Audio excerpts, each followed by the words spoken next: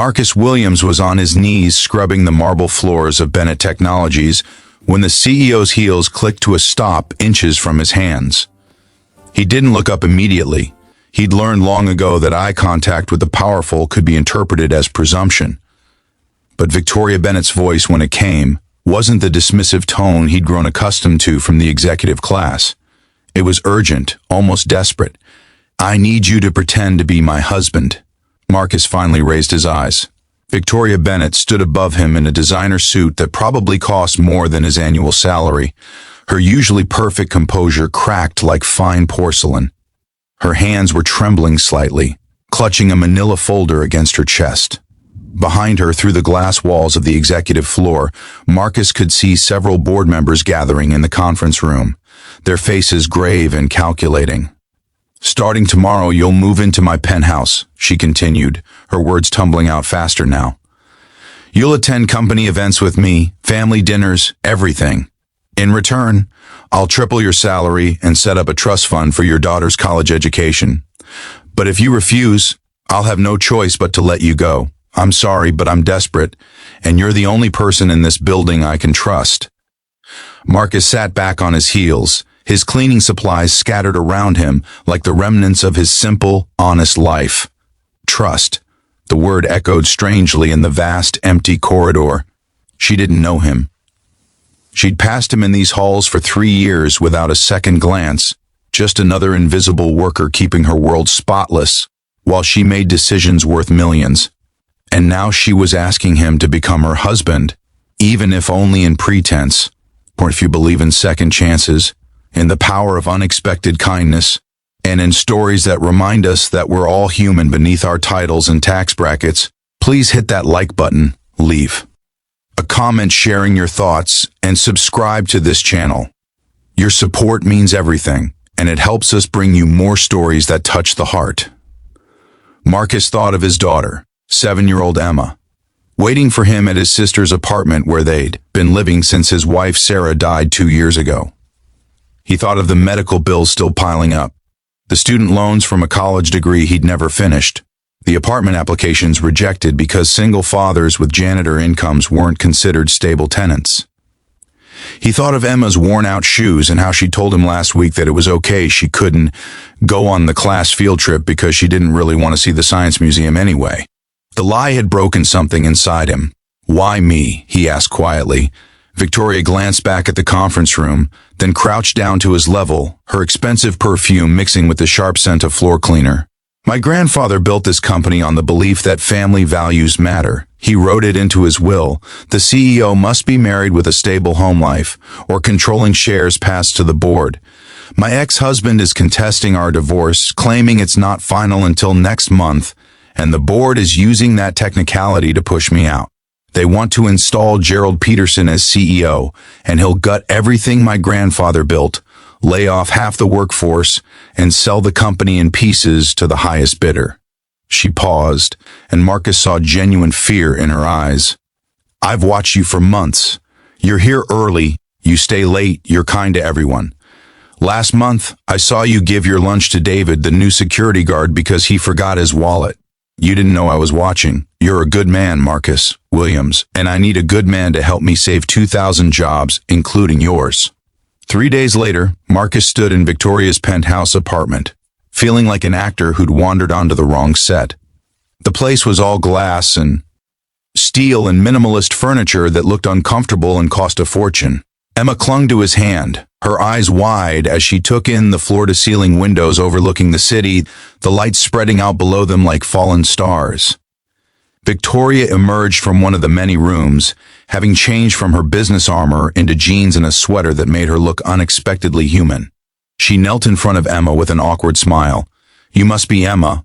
I prepared a room for you. It has a window seat where you can read, and I wasn't sure what you liked, so I got several bookcases worth of options." Emma looked up at Marcus, seeking permission, and he nodded. As his daughter cautiously took Victoria's hand and disappeared down the hallway, Marcus felt the full weight of what he'd agreed to settle on his shoulders. He was going to lie, to play pretend, to wear expensive clothes and smile at fancy dinners and convince everyone that he belonged in this woman's world.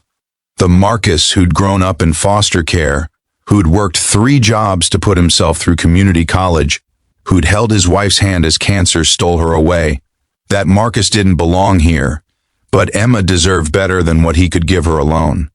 The first week was a disaster. Marcus fumbled with the unfamiliar silverware at a business dinner, called Victoria Ms. Bennett in front of her family, and wore the wrong tie to a charity gala.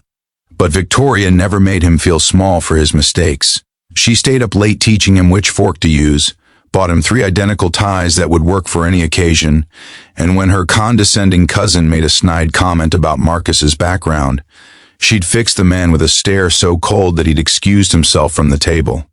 "You don't have to defend me," Marcus told her later, as they drove home in her car, the city sliding past in blurs of neon. "Yes, I do," Victoria said simply.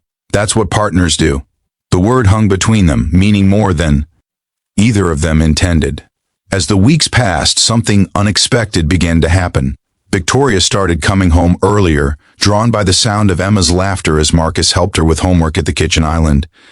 She began asking Marcus's opinion on business decisions, genuinely listening when he pointed out how a proposed policy change would affect the cleaning staff, the cafeteria workers, the people she'd never thought to consider. Marcus taught her how to make grilled cheese sandwiches and watched as she sat on the floor with Emma, both of them absorbed in a picture book about a brave little girl who wanted to be an astronaut. One evening, Marcus found Victoria crying in her office, surrounded by financial reports. The board was making their move, questioning every decision, undermining her authority. "I'm going to lose everything my grandfather built," she whispered. "Even with you here, they're finding ways around the requirements. They're saying our marriage isn't legitimate because it happened too quickly, that it's obviously a business arrangement." Marcus sat beside her, this powerful woman who'd cornered him on his knees weeks ago. "Then we make it real," he said quietly. "Not legally, but emotionally. We stop pretending and start being actual partners." "You said that's what partners do. They defend each other, they support each other, they show up. Let's show them something so real they can't question it." Victoria looked at him, mascara-streaked and vulnerable, and nodded. They began having breakfast together every morning, the 3 of them, talking about their days and Emma's dreams and Victoria's fears about the company. Marcus started attending board meetings, not as decoration but as Victoria's advisor, offering perspectives from the ground level that made her strategy stronger. Victoria came to Emma's school play and cheered so loudly that Emma glowed with pride for days. They stopped sleeping in separate rooms because Emma had nightmares, and Victoria was the one who thought to leave both doors open so Emma could see she wasn't alone. They became a family, not because a contract required it, but because somewhere along the way, they'd stopped acting. The board called for a final vote on Victoria's leadership 3 months after that night in the hallway. Marcus sat in the gallery, watching his wife, and she was his wife now, in every way that mattered, present her case. She spoke about family values, not as abstract principles, but as lived experience. She talked about Marcus and Emma, about what she'd learned from a janitor who'd shown her that leadership meant seeing the people you served, not just the profits they generated. When the vote came, it was closer than it should have been, but Victoria retained control. As she left the boardroom, she didn't head for her office to celebrate. She came straight to Marcus, and in front of everyone, she kissed him. Not for show, but because that's what you do when your partner helps you save everything you love. If a story moved you, if it reminded you that love and family can emerge from the most unexpected places, please leave a comment below telling us about a time someone showed you unexpected kindness. And don't forget to like this video and share it with someone who needs to remember that we all have value, regardless of our job titles or bank accounts.